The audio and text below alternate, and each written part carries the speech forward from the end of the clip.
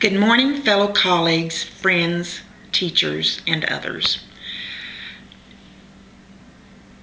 Good morning, Miss Carter-Moore.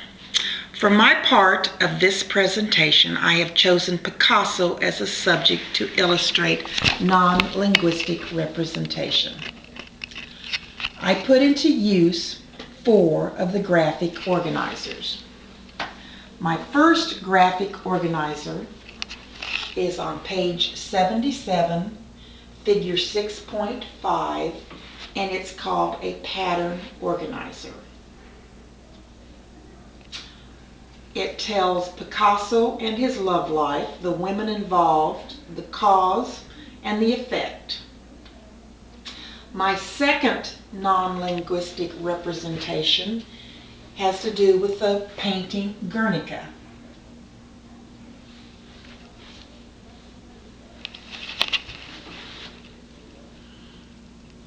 Guernica was painted in 1937. It's a painting. It has a strong use of symbols, and it draws on Picasso's sense of patriotism to Spain, the Spanish Civil War that was tearing up the country, and his eccentricity and his male ego.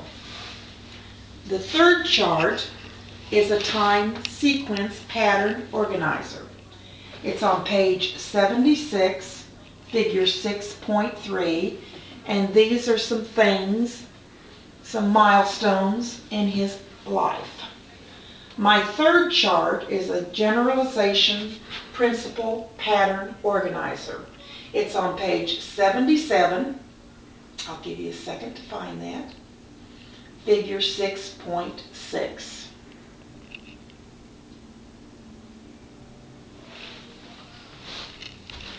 In conclusion, I would like to add, well, in part of my conclusion, I would like to add his name. I didn't know how to fit it into a chart, but I think anybody with a name like his would tell of his egocentricity,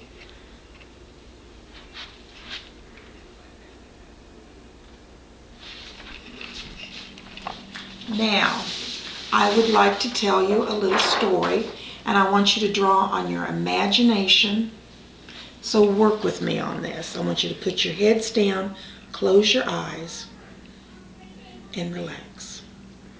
I'm going to tell you a story about a little boy. He woke one morning and he knew it was going to be a special day. Rubbing his sleepy eyes, yawning one last yawn, he jumped out of bed and got dressed. Although he missed his soft, cozy, warm blankets, he quickly dressed in warm woolen clothes.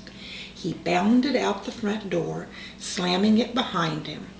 Outside, he smelled autumn leaves burning in the distance. He heard the crunching underfoot and saw the autumn colors around him.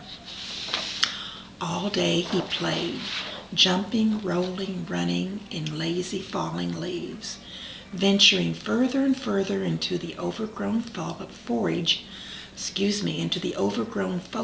of the neighboring forest. The damp, musky smells drew him to a small, babbling brook, water glistening clearly, flowing over well-worn, century-old rock. Trying diligently to not get his feet wet, he jumped from stepping stone to stepping stone, back and forth, back and forth, back and forth. Relax, everybody. Just listen. Eventually, upstream, he discovered an old, rustic, gray cabin. Slowly creaking the loose door ajar, he peeked in. No one was home. He spied a pallet of animal furs piled high in the corner of the dusty, bare, unpainted room. Quickly, quietly, as if a magnet pulled him in, he fell asleep atop the soft, billowy cushion of soft fur. Later he awoke. Darkness was all around him. Fear set in because of the unknown. Outside he saw glowing embers approaching the cabin.